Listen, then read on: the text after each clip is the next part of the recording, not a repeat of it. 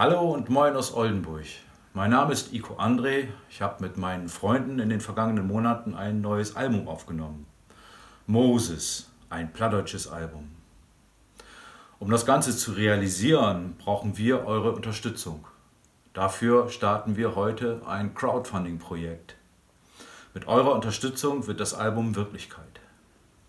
Wie es dann im Einzelnen dazu gekommen ist, dass wir fertig geworden sind und was so alles passiert ist in der Zwischenzeit, davon will ich euch gleich erzählen. Ja. 1, 2, 3, 4.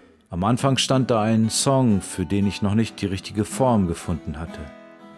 Und ich versuchte es auch einmal auf Plattdeutsch, der Sprache meines Vaters. Heraus kam der Song Op eigen Feut und plötzlich wurde mir klar, das ist es. Als ich genug Songs zusammen hatte, traf ich mich mit Bali, meinem Freund und Drummer, in dessen Elternhaus.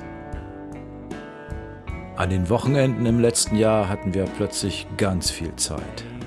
Eines Tages fanden wir auf dem Dachboden ein großes, eingestaubtes Gemälde von Moses, der auf den Dammerbergen steht und zweifelnd und sinnsuchend in die Ferne blickt. Moses stellten wir uns ins Wohnzimmer und er wurde zu unserem Schutzpatron, Aufpasser und Kreativgeist. Aufgenommen haben wir die Songs dann von November bis April mit Michael Jungblut an der Gitarre, Olaf Liebert am Bass, Bali Wahlmann an den Drums und ich spiele Gitarre, Kontrabass und ich singe. 13 Songs mit plattdeutschen Texten sind fertig. 13 Songs aufgenommen in Moses Wohnzimmer.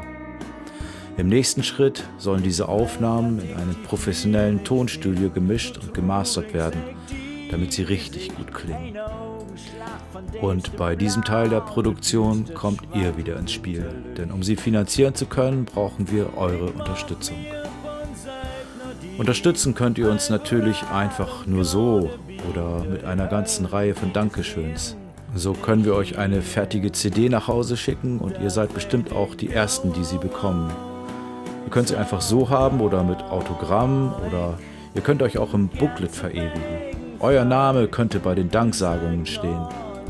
Und, wenn ihr wollt, können wir für ein exklusives und intimes Wohnzimmerkonzert zu euch nach Hause kommen. Schaut euch einfach auf unserer Seite und sucht euch was aus. Wir haben, glaube ich, diesmal einen sehr guten Job gemacht und nun bauen wir auf euch.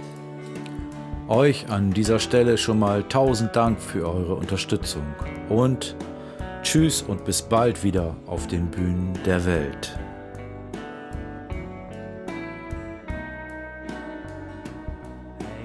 Nachmittag, Februarmorgen, die Kerkhofflichter kommen.